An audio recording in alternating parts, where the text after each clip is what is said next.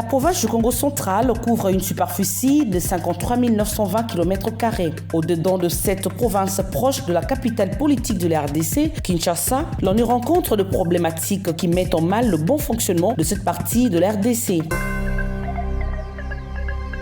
En l'occurrence, la problématique du secteur de l'éducation.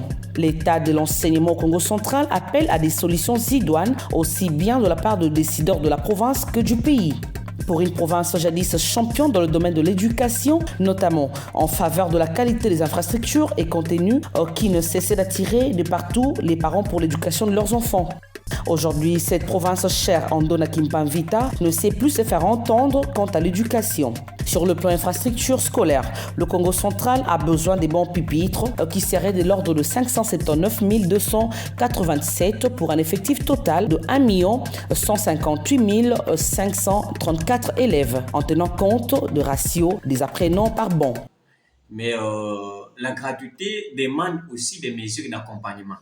C'est-à-dire, les gouvernements doivent mettre les moyens en place pour que les enfants étudient quand même dans des conditions humaines. Bien, vous savez, il y a des écoles qui n'ont pas, par exemple, de pupitres. Les enfants éprouvent d'énormes difficultés pour écrire. Donc déjà, du côté écriture, c'est tout un problème. Or, l'enfant doit apprendre à bien écrire lorsqu'il est dans des conditions favorables. Alors qu'il y a des écoles qui n'ont pas de pupitres, les enfants sont assis même à même le sol, et vous, même sur des briques, vous comprenez un peu des conditions comme ça. Alors ça, on ne peut pas accepter en tant que parent. Pour la point, il y a la place, il y a la en tout cas, et là, on a l'État à rectifier. Ça des classes et puis pupitre. Parce que moi, ceux qui sont confinés là-bas, à bien, or que critique moi, pour bonga, ils sont en primaire, faut bonga, ils sont en secondaire. Mais tant que confiné, moi, à bien, tout de suite, ok, dans l'école, nous sommes écoutés, nous sommes vendus dans ma belle.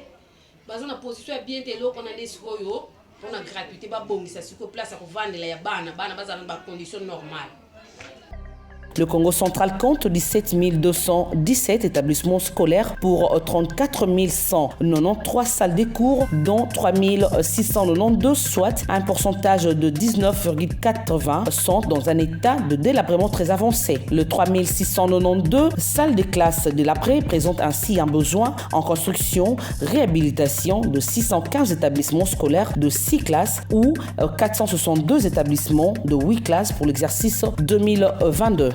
Etali ba bâtiment omoni ezalaki nanu biso ba parents so ba tiaki association des parents na ba école kopa ezalaki place ba ko fonctionner pour côté ya kotonga ba école ebele ezalaki kokufa mais na kopa wana basali pe musala comme tenga azolo baboye ngana te ko travailler na EP d'emvuzi 4 mvuzi CSM mvuzi pour na zaka présidente ya comité des parents kuna na sali onga na sali kuna na tango bazwaki ngai bana baba yango fana na dikola mabanga bayako pesa biso aide munde moko akutaka na Suisse ya catholique kaka ayaki na makama diocèse mais tango maki babeti yango ngonga ayako sunga biso na bâtiment moko bona sima bulongo après ça tofani mukepe projet pe ye lisusu ONG moko ye wana bayako pesa biso 600 étage ngamu na sineki yango.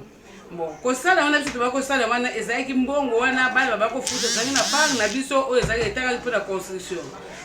Pour les ressources humaines dans le domaine de l'enseignement, le Congo central compte 49 310 enseignants au niveau du primaire. Les statistiques y afférentes renseignent environ 22 131 enseignants, dont 611 sont sous-qualifiés, soit un pourcentage de 2,76. Et 21 520 enseignants qualifiés, soit un pourcentage de 97,24. Tandis qu'au secondaire, la province du Congo central enregistre 27 179 enseignants, 22 148 sous-qualifiés, cela étant 81,41%, et 5 033 enseignants sont alors qualifiés, soit 18,51%. Peut-être qu'il faudrait mettre aussi l'accent sur le recyclage. On doit recycler l'enseignant.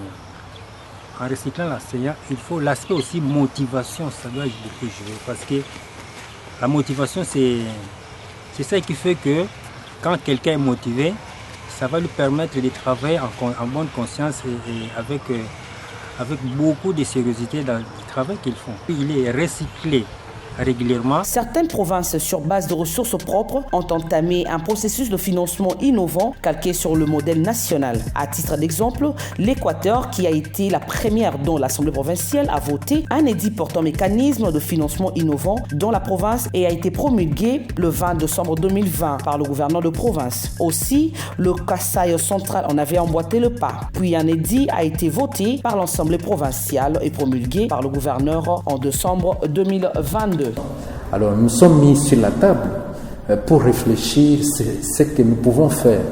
Alors une idée est venue que nous devrions faire une proposition d'édit, une sorte de loi qui pouvait permettre à la province de mobiliser les moyens de sa politique pour arriver à appuyer le système éducatif dans notre province. Pour la province du Congo central, la mise en place du Fonds provincial de l'éducation a été évoquée d'ailleurs par le gouverneur de province depuis 2022. Cette initiative louable pour répondre aux nombreux besoins de l'éducation de la province en participant notamment à la consolidation de la gratuité de l'éducation de base, prenant compte les effets induits par cette dernière ainsi que les défis sous-évoqués, mérite une attention très particulière en vue de sa concrétisation. En tant que parent, mon souci est que le gouvernement provincial, comme nous l'entendons dans d'autres provinces, il y a des provinces qui ont emboîté le pas, qui ont accepté vraiment soutenir l'éducation. Et pourquoi pas notre province, qui est la deuxième province de la République démocratique du Congo, une province phare, qui a aussi assez de moyens.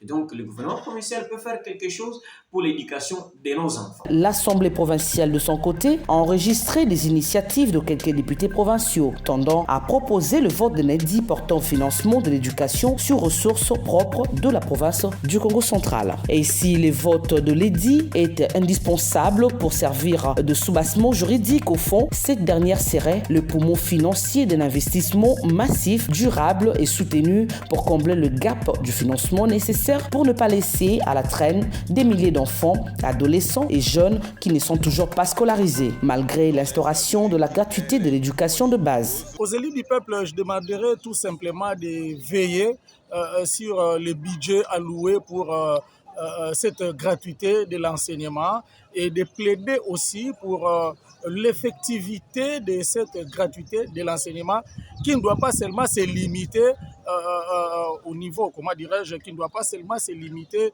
dans la transmission des matières, mais aussi dans le respect et les normes pédagogiques pour que ces élèves, ces enfants, nos enfants qui sont élèves aujourd'hui et l'espoir de demain puissent étudier dans de très bonnes conditions. Pour le financement de l'éducation au Congo central, nous devons passer de la parole aux actes. Ceci pour redorer l'image ternie de l'éducation, améliorer la qualité et prendre en compte les vulnérables et ceux qui sont les plus éloignés. Passer de la parole aux actes.